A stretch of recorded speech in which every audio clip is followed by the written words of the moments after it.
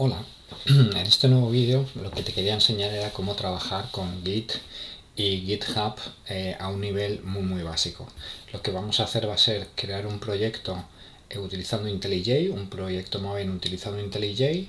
Vamos a iniciar Git en nuestra máquina y lo vamos a sincronizar con un repositorio remoto en GitHub. Vamos a ver cómo hacer todo esto. Lo primero, por tanto, ya doy por hecho que tienes una cuenta en GitHub. Y lo primero que vamos a hacer va a ser crear nuestro proyecto en IntelliJ. Así que abro IntelliJ, creo un nuevo proyecto y selecciono la opción Proyecto Maven. ¿De acuerdo? Hasta ahora yo imagino que habéis utilizado la versión Java. En este curso vamos a utilizar Maven como herramienta de construcción de proyectos. Simplemente selecciono Maven, no selecciono nada de aquí, simplemente pulso Next. Y ahora tengo que darle un nombre a mi proyecto. Lo voy a llamar borrar, que lo voy a borrar al acabar de haceros la demostración.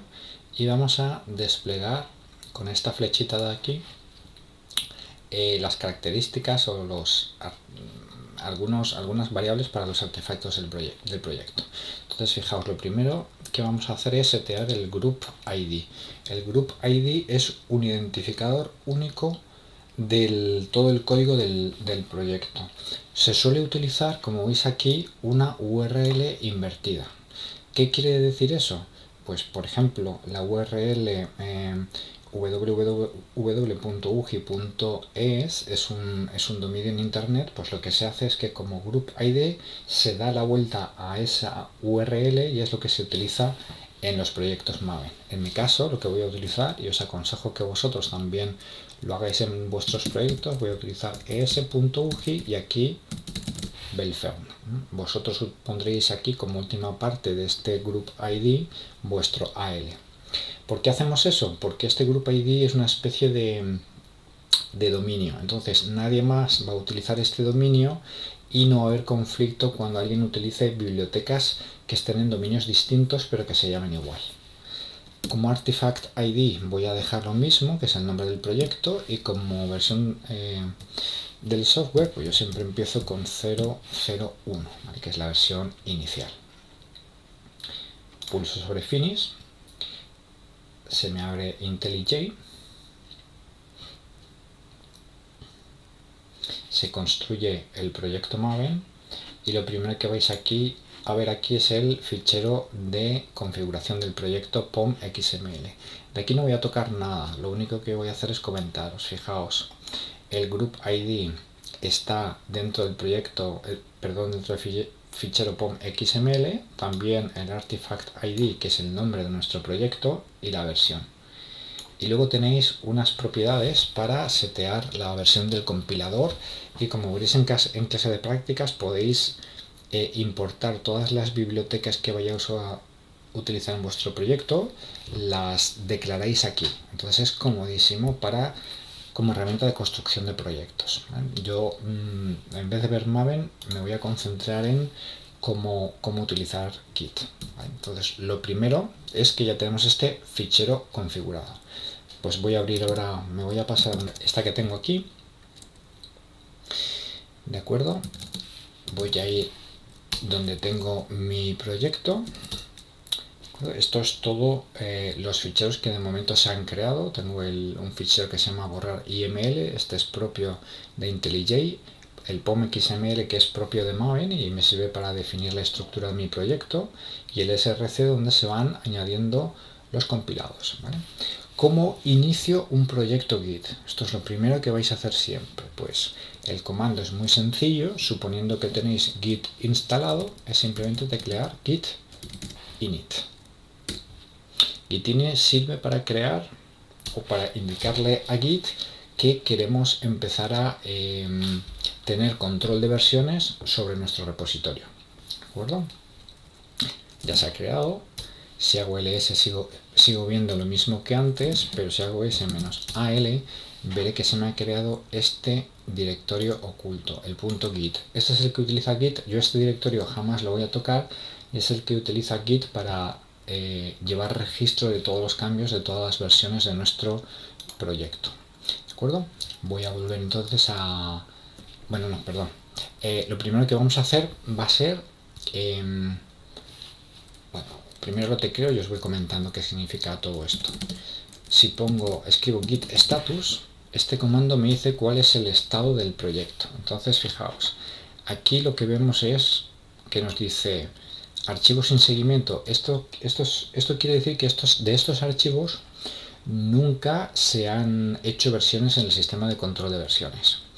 Y me aparece el directorio idea.idea, es un directorio oculto que es propio de IntelliJ. Este directorio a mí no me interesa rastrear el control de versiones porque es propio de IntelliJ, y lo único que a mí me interesa es mi propio código fuente y el fichero de definición de construcción del proyecto, que es pom.xml. ¿De acuerdo? El resto no me interesan. Entonces, ¿cómo los puedo ignorar? ¿Cómo puedo decirle a Git que se olvide de hacer el rastreo de estos ficheros y directorios que a mí no me interesan? Pues eso se hace definiendo un fichero que se llama .git. Voy a teclearlo aquí, voy a crearlo con touch. .git ignore, ¿vale? .git ignore, ¿vale? En este fichero, es un fichero de texto plano, le vamos a decir aquí cuáles son los ficheros y directorios que quiero que se ignoren, ¿vale? Pues con el comando touch de Linux lo creamos, ¿de acuerdo? Ahí lo tenemos creado. Si ahora tecleo de nuevo git status, veremos que también nos está diciendo que ese nuevo fichero .git ignore, pues no estamos haciendo seguimiento de él. Este fichero también lo vamos a incluir en nuestro proyecto. Lo que no queremos de momento que incluya en el control de versiones es este directorio y este fichero con extensión IML. ¿De acuerdo? Muy bien, pues lo siguiente que voy a hacer va a ser iniciar el multiplexador. ¿Vale? Aquí lo tengo, ¿de acuerdo? Yo no me creo aquí una nueva vista y fijaos, lo que voy a hacer va a ser editar el ficherín git ignore. Aquí lo tengo, y en este fichero, que es de texto plano, voy a indicar todos los directorios y ficheros de los que Git no se tiene que ocupar. Entonces, el directorio .idea barra, este no lo quiero incluir, o mejor dicho, lo quiero excluir del seguimiento, y borrar .iml también quiero excluirlo. Grabo el fichero, y si ahora vuelvo a escribir git status, ¿de acuerdo? Fijaos, bueno, el swap es cuestión de nano, pero bueno, como me incomoda, pues también voy a decir que lo ignore, y así si tengo nano abierto, pues ignore.swap, vale, con total, lo grabo, aquí está, status, vale, pues ya se está olvidando. Entonces, de momento, de los únicos ficheros a los que va a prestar atención son todos los que no estamos ignorando. Todos estos son los que ignora. Muy bien, pues ahora lo que vamos a decirle es que empiece a trazar a rastrear esos ficheros. ¿Cómo se hace? Pues con git add. Yo aquí después puedo indicarle todos los ficheros, o cada uno de los ficheros que quiero empezar a rastrear, que quiero que añada a un lugar que se llama el stage.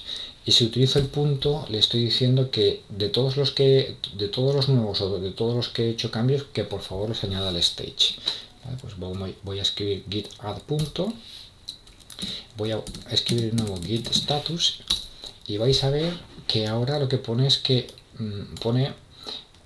me dice que estos cambios esperan ser confirmados y que hay un nuevo fichero en el stage, en una zona que se llama stage.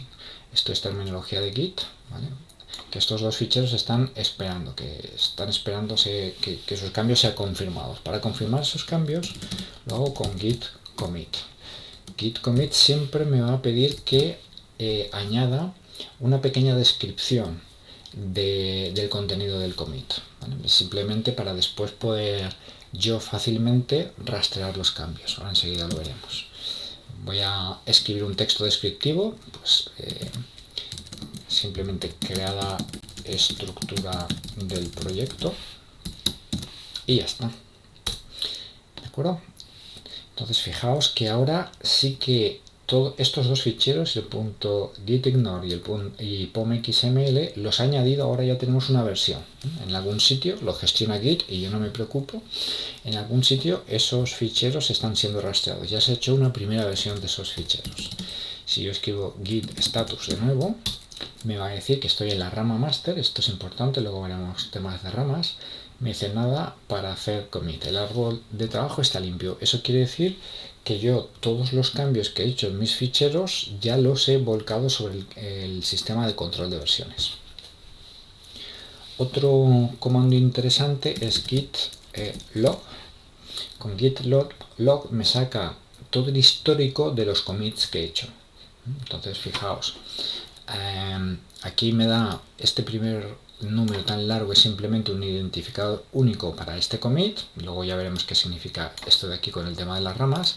Me dice quién ha sido el autor y aquí me saca mi correo. Estos parámetros inicialmente no los tiene. Cuando empecéis a utilizar Git os pedirá que los añadáis. Pues añadís vuestro nombre y vuestro correo y ya está. Y aquí pone la fecha y la hora del momento en el que se hizo ese commit y luego finalmente tengo, fijaos, este es el texto que acompañó al commit, ¿vale? Pulso Q para salir y git log tiene una versión reducida porque cuando empezamos a hacer muchos commits, ver el texto del commit, el código del commit, quién es el autor, etcétera, etcétera, pues es a veces es poco manejable. Entonces hay una opción de log que es menos one line y así solo me muestra el final del código hash para ese commit, donde me encuentro ahora, ya veremos esto más adelante, y el texto del commit, ¿vale? Entonces es una versión, digamos, compacta para ver los logs. Muy bien, pues vamos a volver ahora a nuestro proyecto. Fijaos cómo ahora tenemos aquí todos estos ficheros. IntelliJ, los que marca, si tenéis en modo oscuro, lo que marcan este verde oscuro son ficheros de los que no se va a hacer seguimiento. Voy a hacer otra cosita, me voy a venir aquí abajo y voy a cerrar, vale, porque ya no lo quiero más para que no me aparezca el swap, el ficherito este swap. Muy bien, pues ahora ya estamos en nuestra máquina local, estamos utilizando el control de versiones. ¿Qué es GitHub? GitHub es un repositorio de versiones en la nube. Entonces yo lo que puedo hacer es sincronizar el estado de mi control de versiones local contra la nube, de tal manera que yo puedo tener en todo momento sincronizado mis cambios locales con mis cambios en el repositorio que tengo en GitHub. Y esto es muy bueno, porque yo el repositorio de GitHub, como hemos visto en clase, me lo puedo clonar a cualquier máquina. Mi compañero, cuando estemos haciendo las prácticas, se puede descargar los últimos cambios que yo he hecho sobre ese proyecto. Entonces es una herramienta fantástica. Entonces vamos a ver ahora cómo sincronizar nuestro repositorio local, nuestro Git local, con el repositorio remoto en GitHub, ¿vale? Para ello lo que vamos a hacer va a ser venirnos aquí a la parte de repositorios y vamos a crear un nuevo repositorio. Simplemente decimos nuevo repositorio y aquí le damos un nombre. Git comprueba que yo no he utilizado ese nombre anteriormente en ningún otro proyecto. Voy a decir que es público, lo borraré al acabar esta presentación, ¿de acuerdo? Yo simplemente pulso sobre crear repositorio. Si quiero el repositorio, aquí me da ciertas instrucciones para hacer los primeros commits, ¿vale? En nuestro caso ya tenemos un repositorio existente, el que acabamos de crear en nuestra máquina local. Luego lo que vamos a utilizar es parte de estas instrucciones que nos pone aquí, ¿de acuerdo? Fijaos, cuando se crea el proyecto es importante hacerlo con con SSH. Y para ello es también muy importante que os creéis un par de clave privada, clave pública, y que la clave pública la subáis a GitHub, ¿vale? Para que sea todo muchísimo más sencillo y más productivo. Hay información en la propia página de GitHub de cómo crear ese par clave privada pública en Linux y cómo subir la clave pública a GitHub. Entonces os recomiendo muy mucho que lo hagáis. Yo ya lo tengo hecho, entonces me va a funcionar toda la primera. Esa parte, por favor, documentarla por vuestra cuenta. Muy bien, pues seguimos. Entonces, lo siguiente que nos dice en esta sección es que para indicar cuál es el repositorio remoto debemos utilizar esta instrucción. Pues yo la copio, control C, me vengo a mi terminal, la tengo aquí, voy a salir aquí del multiplexor y la copio aquí, ¿vale? Ya lo tengo, y si ahora escribo git remote -v, -v es el modo verboso, pues aquí me va a decir cuál es la dirección del repositorio remoto en Git, ¿vale? Entonces de momento ha ido todo bien. Ramas no vamos a utilizar, y vamos a hacer un push. Con push lo que hacemos es que el estado actual de nuestro repositorio local lo empujamos, hacemos un push, lo volcamos, lo subimos a GitHub, ¿vale? La primera vez vamos a utilizar -u, este parámetro en push -u, y con ese parámetro lo que estamos fijando es, si no decimos otra cosa, cuál es las ramas de la que vamos a hacer el push, ¿vale? Entonces, de manera resumida, la primera vez hacemos exactamente esto. Perdón, no es el main, perdón, ¿vale? Vale, lo voy a hacer aquí porque si no me liaré. Sí. Lo que tengo que hacer es git push. La primera vez que hacemos un push -u, aquí ponemos origin. Origin, fijaos que hace referencia al repositorio en GitHub. Entonces aquí estamos diciendo, queremos git sube al origen la rama, como solo tengo una, pongo master, ¿vale? No hagáis en este momento no hagáis caso de lo que pone aquí, porque aquí está creando una rama y está subiendo esa rama, ¿vale? Entonces nosotros lo vamos a hacer mucho más sencillo. Lo único que tenemos es la rama master. Entonces git push -u origin, que significa remoto, y master, que significa local, ¿vale? Y la primera vez vamos a poner este -u, y las siguientes veces no va a hacer falta que lo pongamos. Esta acción de -u quiere decir, a partir de ahora, siempre que hagas un push, que sea de la rama master. Si quiero utilizar otra rama, lo tengo que indicar, ¿vale? Entonces, digamos que poniendo esta opción -u, después vamos a escribir menos cuando hagamos los push, los git push. Oye, pulsamos enter. Como yo tengo mi clave pública, clave pública privada, pues lo que hace es simplemente volcar los cambios a GitHub.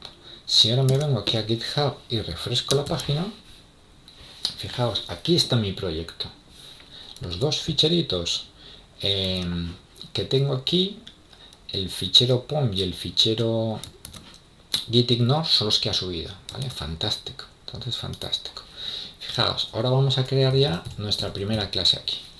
Vamos a crear nuestra primera clase para que veáis cuál es el procedimiento básico. Creamos nuestra primera clase, main, paquete main, la clase main. Git está muy bien integrado con IntelliJ, entonces me va preguntando. Yo todo lo que haga desde línea de comandos lo puedo hacer también desde muchísimas cosas desde IntelliJ, ¿vale? Entonces, como quiero que lo veáis desde línea de comandos, porque a mí me gusta bastante la línea de comandos, la utilizo mucho, voy a decir que cancel, que no haga operaciones por mi Git en este momento, y así os lo puedo comentar a vosotros con más detalle. Entonces aquí hago cancel y simplemente vamos a escribir aquí pull static void main, aquí, y para que se vea, pues simplemente vamos a escribir una línea de código. Ponemos aquí hola, ejecutamos para ver que todo está funcionando bien.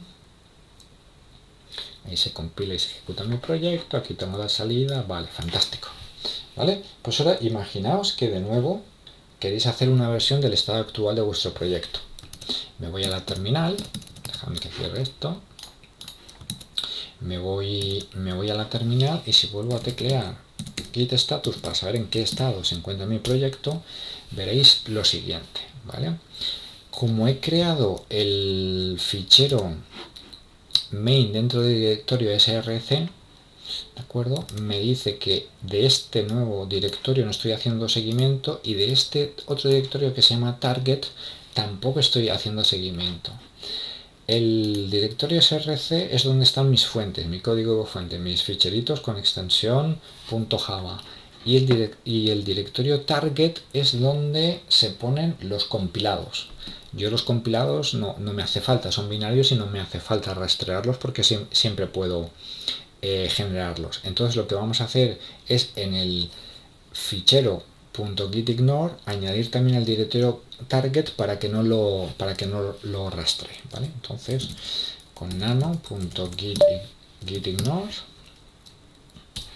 vamos a añadir también el directorio target para que lo ignore directamente.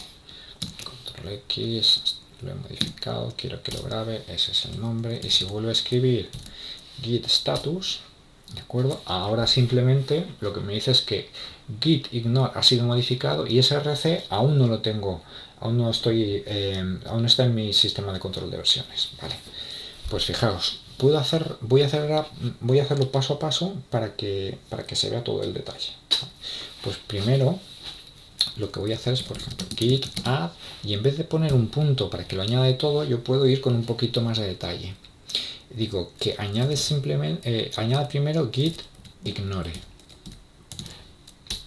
Ahí lo tengo. Yo ya digo git commit, esto es un cambio que he hecho y hago un comentario. Y digo añadido o ignorando el directorio target. Vale, fantástico. Si ahora escribo de nuevo git status, me dice que src no está haciendo seguimiento. Aquí están mis fuentes, que quiero hacer un seguimiento de ellas. Es ya lo único que me queda, pues hago git add, punto. Y git commit, con git commit siempre indico el cambio que he hecho. Digo, fichero main creado. Vale, fantástico. Si ahora vuelvo a escribir git status, vais a ver que me dice que todo está feten. ¿De acuerdo? Y si ahora escribo git log, me va a mostrar todos los commits que he hecho. Fijaos, ahora sí que se puede entender un poquito más la información que aquí me da. Fijaos, aquí está el código hash del commit y ahora ya podemos entender esta segunda parte. Esta segunda parte lo que me está diciendo es que la rama master que tengo en remoto se ha quedado en este commit y que la rama master que tengo en local está en este commit. Es decir, que estos dos commits los tengo en local, estas dos actualizaciones, estas dos nuevas versiones las tengo en local, pero no las tengo en el remoto. ¿De acuerdo? Por eso la rama master, esta que tenéis aquí, el head es mi repositorio en local y origin, ya lo sabéis, es el repositorio en remoto, ¿vale? Si utilizo git log -- solo una línea, pues me aparece la información comprimida. Simplemente me aparecen los últimos dígitos del hash, donde está mi control de versiones local, el remoto y cada uno de los textos de los commits que he utilizado, ¿vale? Entonces fijaos qué práctico. ¿De acuerdo? Pues ahora, igual que antes, para actualizar el remoto, pongo git simplemente push. ¿Por qué? Porque ya hemos indicado que si no decimos otra cosa, vamos a hacerlo siempre entre origin y master. ¿Vale? Pues ponemos git push, pulsamos, se lleva todo al repositorio remoto. Si voy a git y refresco, pues aquí tengo todo mi sistema de control de versiones. Entonces, lo que tengo aquí en remoto nunca lo voy a perder. ¿De acuerdo?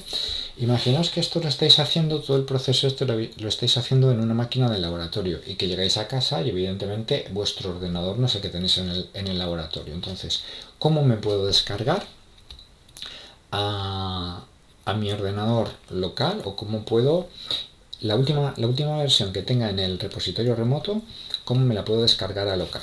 Pues primero vamos a verlo paso por paso. Me voy a mover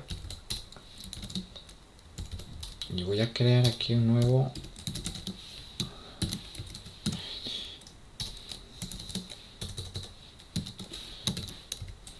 TMP 3. Vale, fantástico. Este está vacío, lo acabo de crear.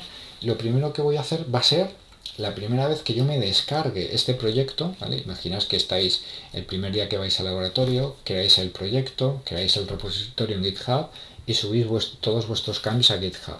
Cuando llegáis a casa, todo ese trabajo está en GitHub, pero no está en vuestra máquina local. De hecho, no existe ninguna versión de ese proyecto. Entonces, ¿cómo puedo traerme por primera vez un proyecto que hay en GitHub? Pues traerme por primera vez un proyecto que hay en GitHub se llama, la terminología es clonarlo. Entonces lo que voy a hacer va a ser ir al proyecto, a la página web del proyecto en GitHub, me vengo aquí y sobre este botoncito que pone Code, pulso, selecciono SSH porque ya tengo la clave pública privada y copio. Con este botoncito de aquí copio la URL que voy a utilizar para clonarme ese proyecto. Ahora me vengo a mi terminal y simplemente escribo git clone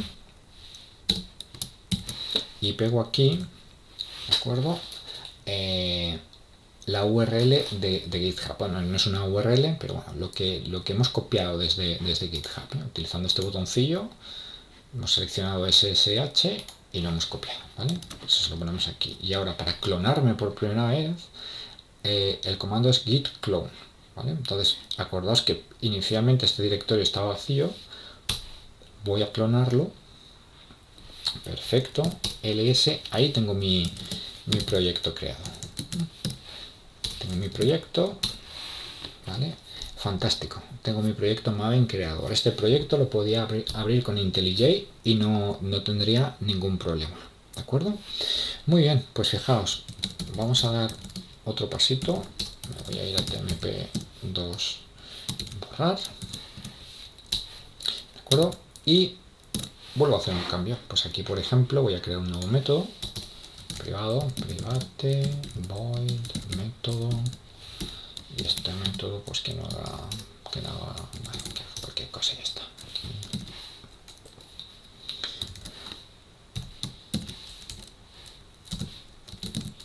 ¿Vale? Entonces, procedimiento, he hecho un cambio, me vengo a mi repositorio local, estoy aquí en tmp2, si digo git status me va a decir que he modificado el fichero main.java. Digo, pues perfecto, ese es el que ahora quiero añadir al control de versiones. Pues si solo es uno, podría hacerlo con punto, pero bueno, para que veáis que puedo añadir de uno en uno. Pues este, digo git add, git commit para indicar, para que lo suba finalmente al sistema de control de versiones, y el mensaje. Bueno, aquí pongo añadido el método. Bueno, ya lo tengo, hago git push, fantástico, me voy a git, refresco, aquí lo tengo, y para que lo veamos, que ese fichero main, si vemos el contenido, aquí está el método que acabo de crear, ¿de acuerdo? Pero sin embargo, si me vengo, ahora me voy a venir a tmp3, borrar, ¿vale? Si voy a src main java main y miro el,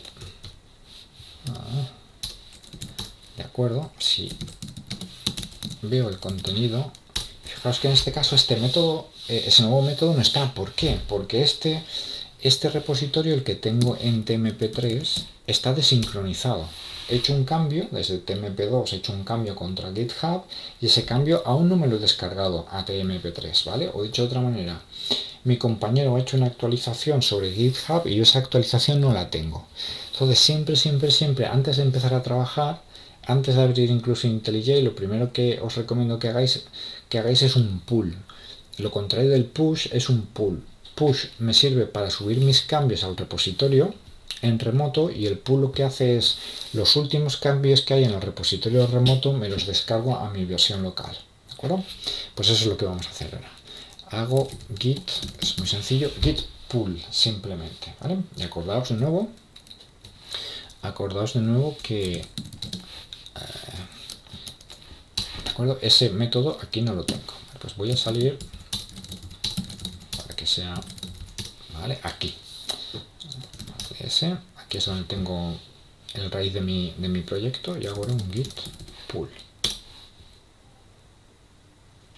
¿De acuerdo? Fijaos, aquí me indica, ha hecho un fast forward, para ya, eso es terminología, pero lo que me está diciendo es que ha habido 4 cambios en ese fichero desde la última vez que yo lo edité. ¿Vale? Los 4 cambios son estas 4 líneas que hemos añadido, la que está en blanco y las 3 que corresponden al método. ¿De acuerdo? Y si ahora voy a src, ¿de acuerdo? Y veo el contenido, ahora sí que tengo este método. ¿Vale? Entonces es fantástico, fijaos. Mi compañero está subiendo cambios al proyecto y yo me los estoy descargando, me los descargo y después de eso abro IntelliJ. ¿Vale? Pues este es un poco de una manera muy reducida cómo podéis empezar a trabajar con Git y con GitHub. Os recomiendo también mucho que os informéis sobre el tema de las ramas porque son súper útiles y bueno, quizás un poco más adelante pues haga un vídeo comentando lo que son las ramas y el trabajo con ramas, que es muy interesante y súper útil. Bueno, pues nada más, lo dejamos aquí.